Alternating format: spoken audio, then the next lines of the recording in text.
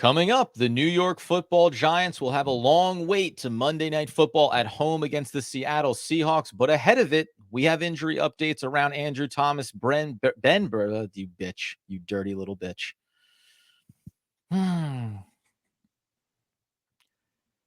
Coming up with a little bit of a wait before Big Blue takes the field on Monday night against the Seattle Seahawks, we have injury updates for Thomas, for Bredesen, for Barkley, and for Bellinger. Not to mention some of those key matchups as we try to find a way for Big Blue to get what could be a must-win victory.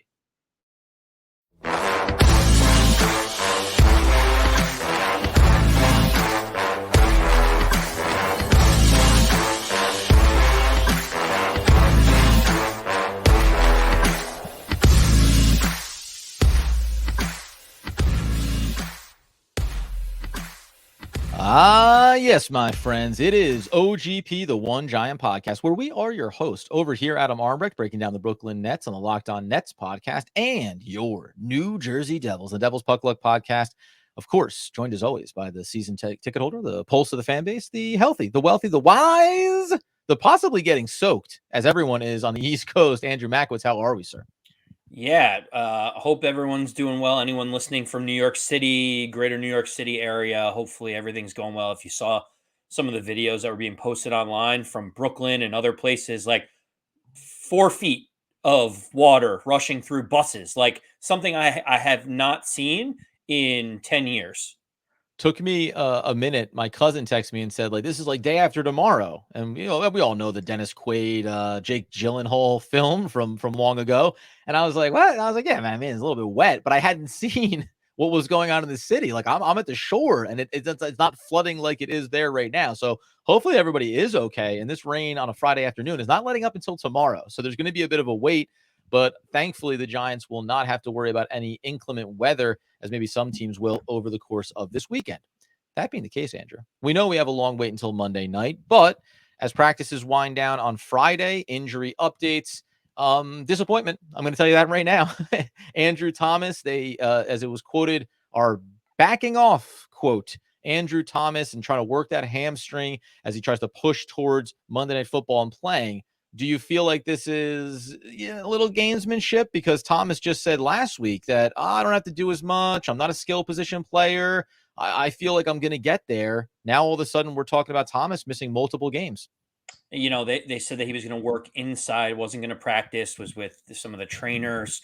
All reports seem like something changed. It feels like there is another issue that popped up, or he may have aggravated that hamstring. Obviously, that's a worst case scenario for the Giants. He was already kind of rushing back and was hoping that, because he wasn't a skill position player, that, he was going to be able to get back out there. Adam, none of the reports coming out and none of the beat writers or media that follow the Giants are encouraged at all by this. It feels like there's an outside shot of Andrew Thomas now playing on Monday Night Football. I mean, could not come at a worse time for the Giants. Yeah, and the Giants are 1-2. The Giants know what the schedule looks like after this game on Monday night with Miami and Buffalo, both road games, right? So you're trying to stem the tide here, and that means we think that Azudu will be thrust back into that starting role potentially on the left side of the line. Positive news, if we want to put it that way. Ben Bredesen, who went into protocols, it looks like he's going to come out of it. Looks like he should be able to plug back in there at the left guard position and continue to give the Giants some stability. We know that McCathan, who was talked positively about by Mike Kafka, the offensive coordinator for the Giants.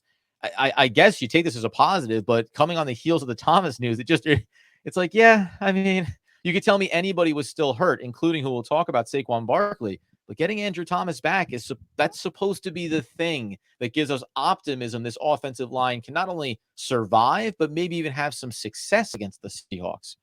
I mean, it's tough. On Wednesday when we discussed this before, we basically came out and said, no excuses. This is what the offensive line is going to be. Like, they got to perform. They got to prepare. And then, of course, Andrew Thomas tweaks, your perennial potential Pro Bowl left tackle ends up getting hurt in between when we talked about it on Wednesday to now, which shifts things a little bit. But the sentiment remains the same for me, Adam, where there just are no more excuses. This has to be a game that the Giants take control of, because if they cannot beat a team like the Seattle Seahawks at home, how are we ever going to think that this team can get it together to beat the Philadelphia Eagles coming up, the Dallas Cowboys again, all of the games, the Buffalo Bills, Miami Dolphins? Like, this is a game, even with an injury to someone like Saquon Barkley, an injury to Andrew Thomas, that you have to find a way to win. Yeah, and that's why it's funny. You mentioned there Wednesday we say there's no excuses. Friday you go, well, with no Andrew Thomas, I mean maybe some excuse, but it isn't. And that's we even got some comments in a positive way on that video over on YouTube where people are saying, well, it shouldn't end up being that it's Daniel Jones' fault. No one's saying Daniel Jones needs to put him on his back, but it's again by the end of the year and with every week that goes by and Thomas doesn't play and someone else gets hurt, you go, well, then we'll look back and we'll say, but because of, and that's really what we were pointing to is there can't be any more, but because of.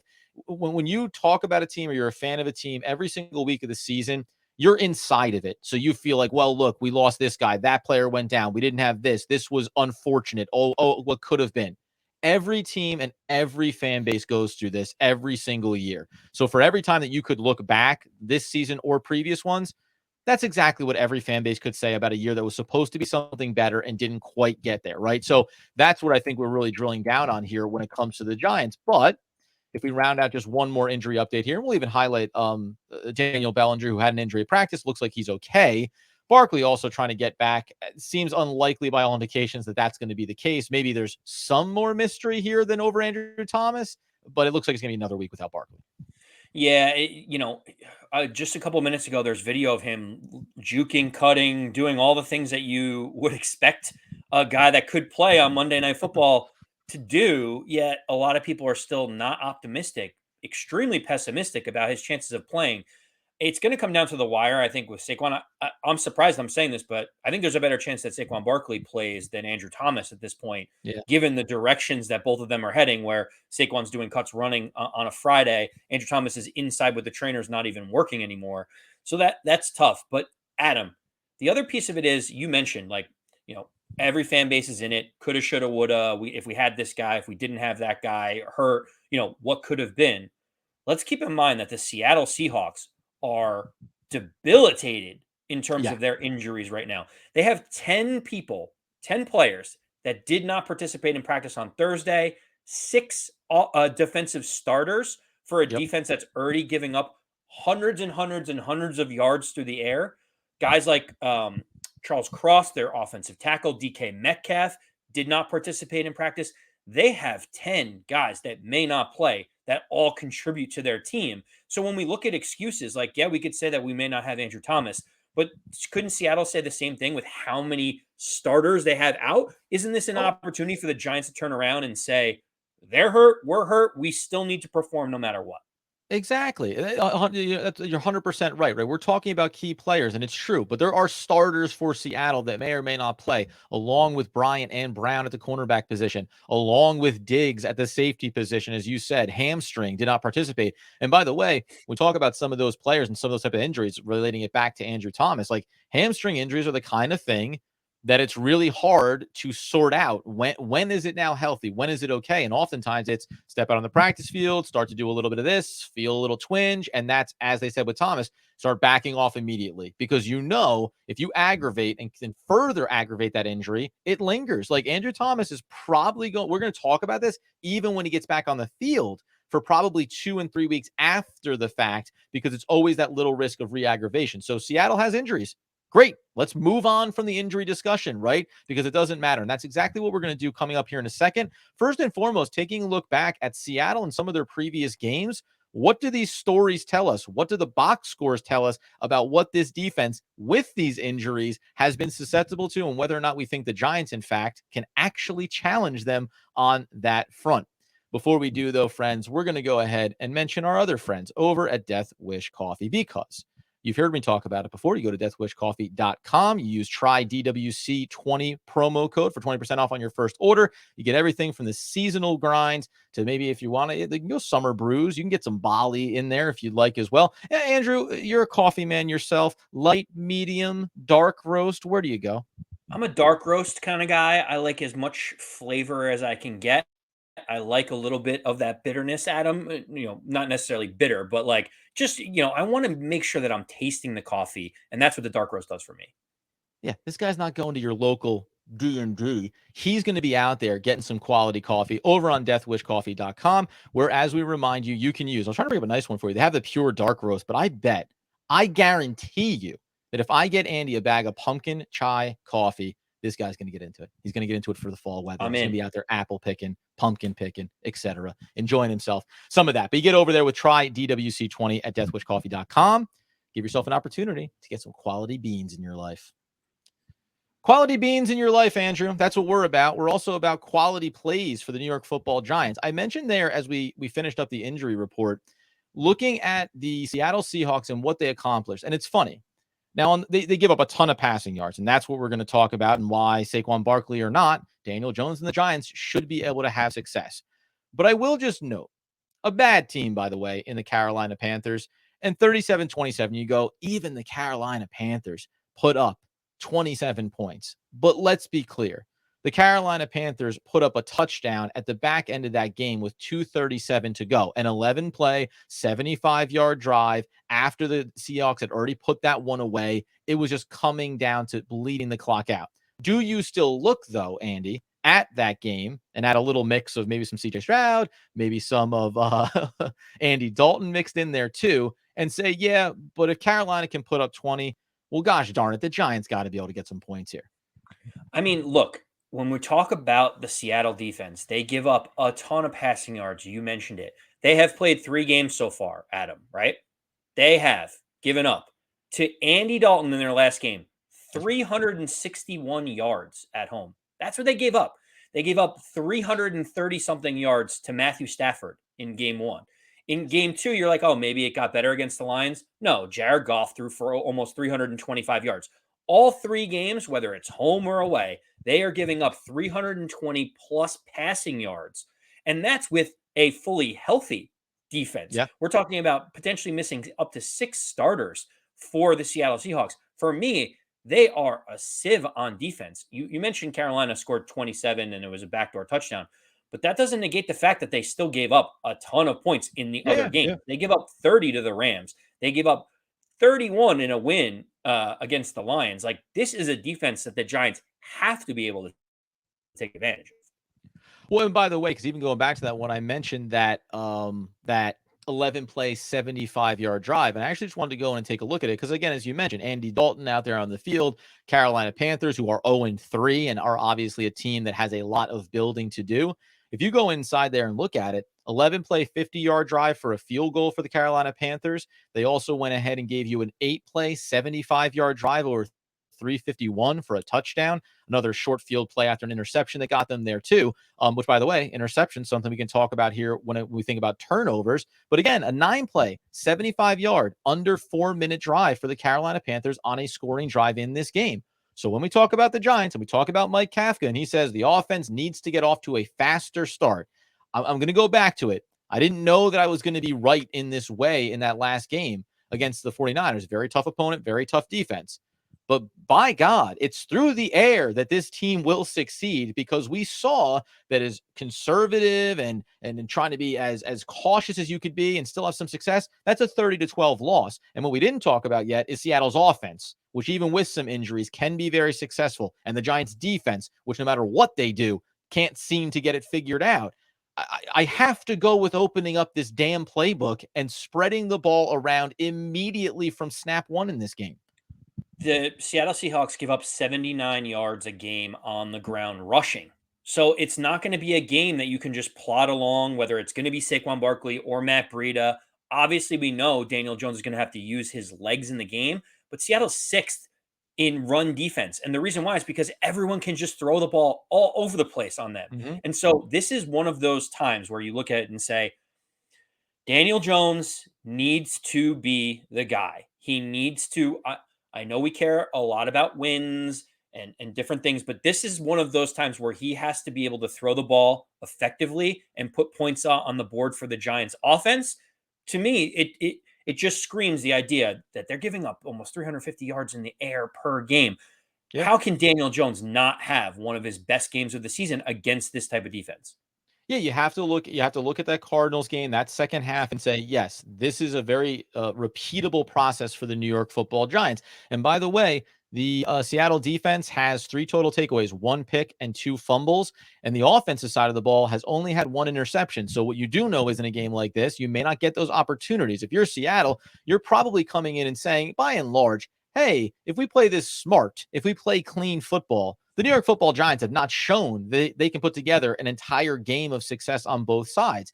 And when it comes to Daniel Jones, you think about this offense. I mean, can we just, I know the fans clamored for this. I'm going to say, and I actually want to make a note, unfortunately, about one of the Giants wide receivers, but Jalin Hyatt, I don't care if he doesn't have the full route tree combination, because I'm willing to go that level, not knocking him and not knocking Kafka or Brian Dable. Hey, he's a rookie. He's a 3rd round pick. You're bringing him along.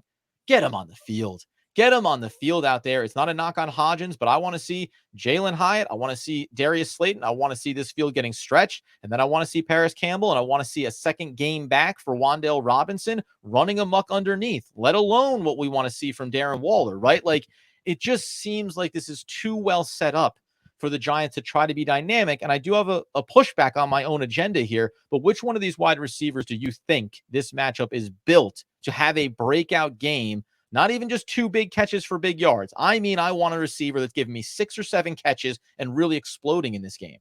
I think it's going to be Isaiah Hodgins. I really do. This game sets up Ah, well for I like Isaiah that. A little bit Hodgins. of deep cut. A little bit of deep cut.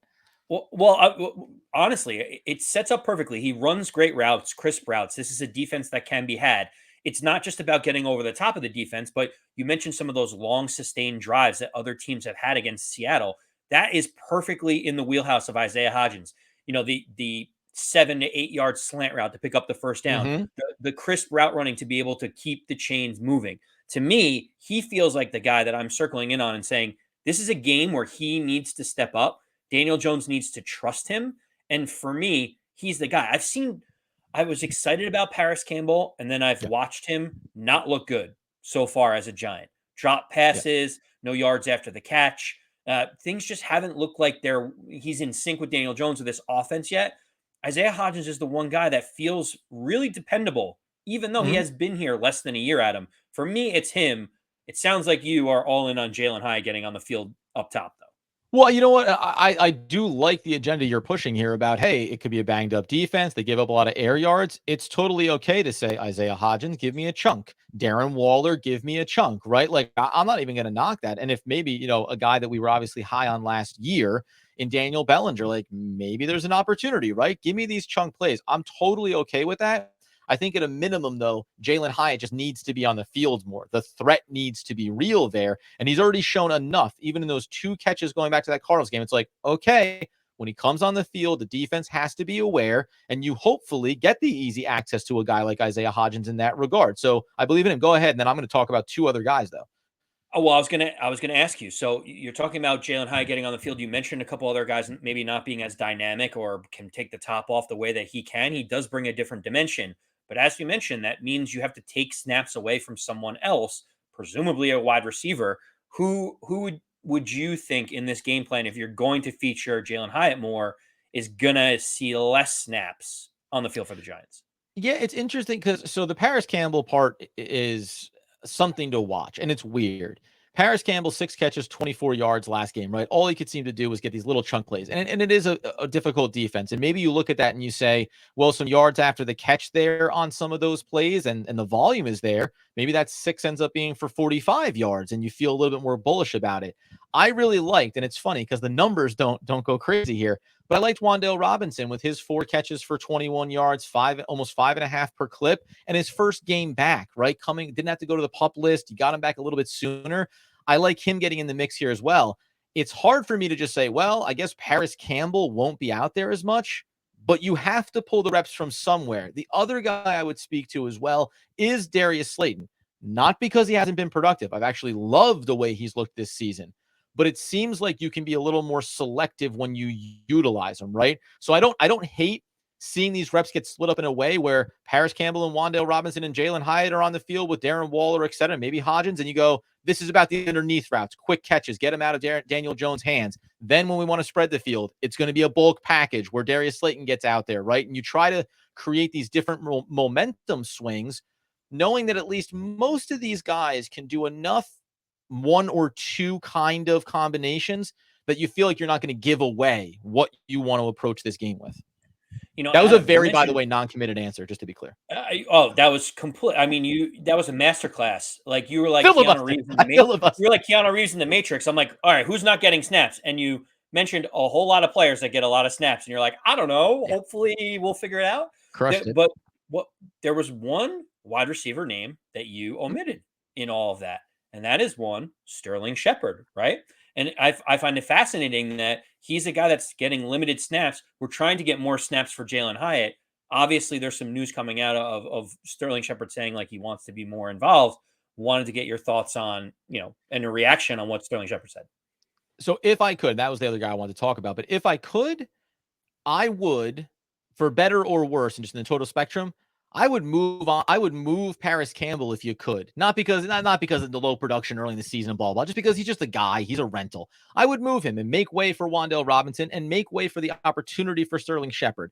But when it comes to him specifically, it just feels like while the Giants, were I don't know, loyal to him and keeping him around. They reduced the contract. As you mentioned last off season, coming back from the injury, better to be on the team and have access to the facility and all of the medical personnel. So that's all great. But now we come to the season and it just doesn't seem like the Giants are in the mode of utilizing him. And I don't knock it because he's 30 years old. Like, I'm not even against it, but now I'm a little bit lamenting the idea of, well, then what does it take for Sterling Shepard to be able to continue to play football here or elsewhere? I just, and he looked good in camp. He looked as good or better than anybody else inside the receiving core in camp. So I don't know what that's supposed to tell me here. Is he really not healthy? Or is the Giants organization saying, much like with the offensive line, we want to get these young guys in. And unfortunately, Shepard, you are older than everybody else that we would put out there on the field. Again, it goes to who are you taking snaps from?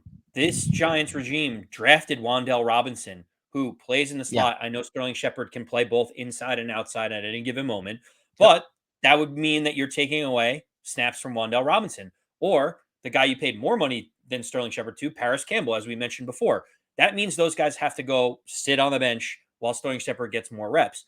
We also talked about Jalin Hyatt needing more snaps. So that means, are you taking Darius Slayton off the field, Isaiah Hodgins? Like, where is Sterling Shepard going to be able to contribute on this team, knowing the depth is kind of like everyone's around the same? And Joe Shane was the one that drafted Wan'Dale Robinson, not Sterling Shepard. And so, he obviously wants that guy to be able to get out there and play. And so, I like signed Sterling Paris Shepard. Campbell, right? Like, that's the other. It's like all these guys are his decisions. He paid multiple millions of dollars for Darius Slayton to come back, multiple millions of dollars to pick up Paris Campbell. He drafted Wan'Dale Robinson. He made the claim on Isaiah Hodgins, who he originally liked coming out of college when he was with Buffalo. Sterling Shepard is the odd man out in this scenario. I'd love to be able to see him get on the field to see if he's healthy, because I think his ceiling, if healthy, is a little bit higher than Wan'Dale Robinson's. But the tough part is he healthy? And how do we ever make this determination? They see him each and every day in camp. That's the tough part. And my last note on the receiving core, and then we're going to flip it over here and talk about, see if you agree with me about my biggest concern, maybe offensively, for the Seattle Seahawks, based on how this Giants defense has looked. But my final note is, in this game, if Paris Campbell isn't getting you the yak, then Sterling Shepard should get a few reps, right? If Wan'Dale Robinson is still working his way back and he's getting beat up over the middle because he's undersized a little bit, then give some reps somewhere. It doesn't matter, right? These reps should start to get utilized in the best way possible, and that can include a player like Lawrence Cager, who is a backup tight end for us. Daniel Bellinger's in that room too, but guess what? He has some speed. He can stretch the field. I know that he had some injuries go on here early in the season, so I want to double check myself that he'll be available. But if he's going to be there, it's just whoever gets the job done. There should never be a point in this game, like against San Francisco, where we find ourselves scratching our head saying, why no Jalin Hyatt, right? Like, that cannot be the case here, especially if we think that the air attack is going to be the way to go. All right, let's turn our attention over to the Seattle side of these things here, because, Andrew, there was a former head coach for the New York Football Giants that once upon a time wanted to get Geno Smith a look. Matter of fact, it came at a bit of a legacy piece for one Eli Manning. Do you, just before we talk about this offense, do you reflect back on that at all now that we have a guy like Brian Daboll and Mike Kafka, and you see what Geno Smith did last year and carrying over of, at the end of the day, it does come down to the right system, right coaching. Like coaching matters so much. And when your coaching is abysmal, you maybe miss out on an opportunity to have a veteran quarterback that could have just been towing the line for the New York Football Giants for the last 3-4 years. Yeah, I mean, I do think about that, but it wasn't like the Giants were the ones that drafted him and then gave up on him. Like he went to No, the Jets and did not pan out with the Jets and signed as a backup and was treated as a backup. And I think it was outside of Geno Smith that I think Giant fans were all upset about how the Eli Manning thing went down. It was of like course. late in the season, randomly they just yank Eli out of there for Geno Smith, who was a veteran at that point, who had not really flashed for the Jets. Like, were they really going to see enough from Geno Smith in those 2 or 3 games that he was going to You play? remember, by the way, the argument of it should have been Davis Webb. That's who should have gotten the chance at the time because it was like, at least Right. he's the young quarterback, and think about where we are on that. Yeah, well, exactly. We've drafted quite a few of those Ryan Nassibs and others that were like, And hey, maybe Kyle we'll give these Valettos of guys the a world. shot. But listen, no, I mean, coaching is so important. You saw how Daniel Jones elevated his game last year with Kafka and Daboll. You're seeing Geno Smith get a full opportunity in Seattle, and it doesn't feel like it's a fluke. Like, No, last year he completed 69.8% completion percentage, almost 3-to-1 touchdown interception ratio, and 100 passer rating. This year, 69% completion percentage, 4-to-1 touchdown interception ratio, and a 98.2 passer rating. Like he's yep, showing that he's doing exactly the same thing that he did last year that got him all the accolades in the contract with Seattle. It just feels like sometimes players can be really good, just not at that right time that you need them with the right coaches to get what you need out of them. Clearly, he's found that in Seattle. 100%. So that little bit of fun there. 32 years old now, by the way. Geno Smith still has a lot of good football potentially ahead of him as he continues on. I don't know if it'll always be with Seattle, but he's going to stick around, and that's always a good thing to see. Now he's thrown for 245 yards on average this year. It was interesting to note because in that first game, which they lost 30-13 against the LA Rams, and notable that they've given up 30, 31, and 27 points in their first 3 games. But the fact that he still has 736 yards on the season because he threw for 328 and 296 last week, like over 8 yards per average there. I just, he's controlled. They play a smart, they play a clean offensive game. Which is your most concerning weapon that Geno Smith can utilize? Because I have a sneaky pick here based on a team that only has given up 5 sacks so far this year across 3 games against some good defensive fronts, at least like in the LA Rams. Where do you look at being the biggest concern that they could use on offense to mess with our defense? That, by the way, is not going to have Azeez Ojulari. Yeah, so I know Geno Smith has looked good, and this will probably come back to haunt me, but the Here we go. Giants' rush defense has been horrible this year. They have Ding, been ding, ding, buddy. terrible. You stole my answer. That's my Oh, concern. Go ahead.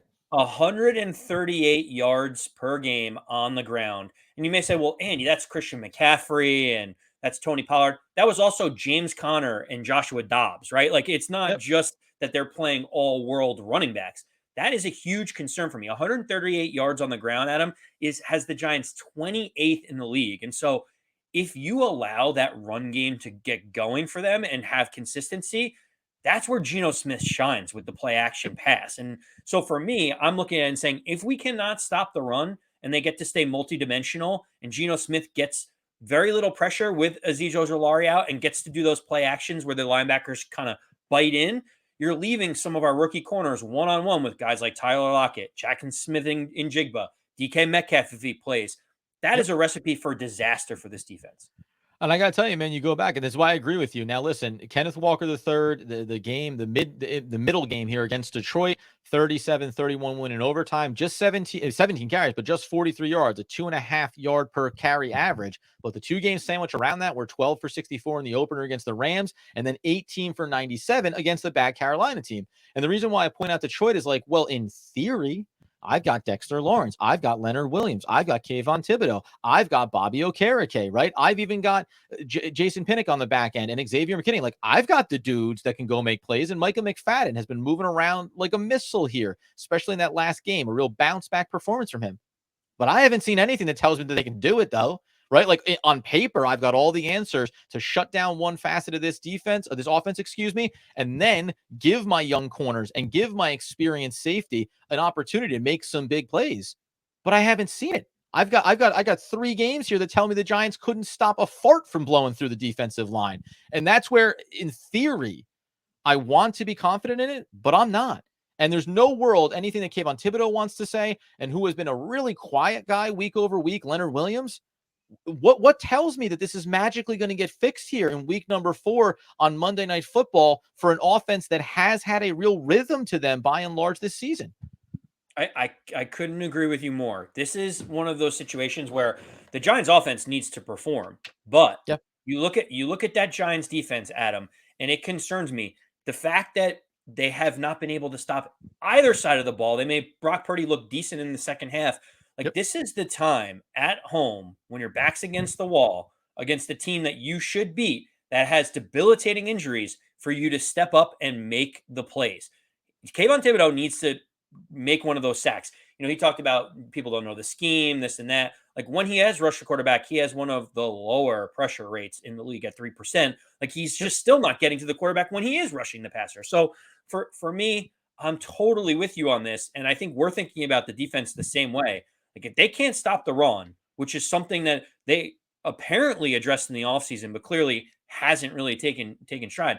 Like, do we need a little Jordan Riley in our life? Can we make sure that Yeah. he's not Yeah. inactive every game? Maybe he's the guy that provides that spark plug in the middle when the Giants need to make them more one dimensional.